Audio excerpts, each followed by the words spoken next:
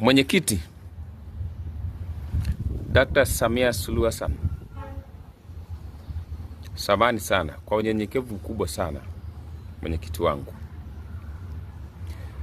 na kuomba tuletee yule katibu wa itikadi na uenezi na mafunzo wa Zanzibar aje huku bara. Hatuna mwenezi, na kuomba ikikupendeza, hatuna mwenezi. Ukinielewa utakiokoa chama.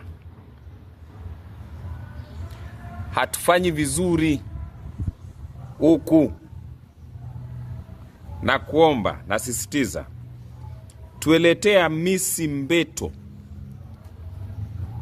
awe mwenezi Tanzania bara. Hatuna mwenezi, nasisitiza, hatuna mwenezi. Tuletee yule Mzanzibari yule, atatufaa sana hapa.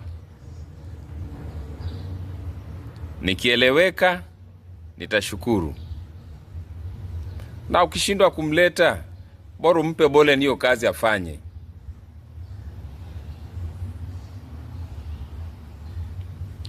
Logos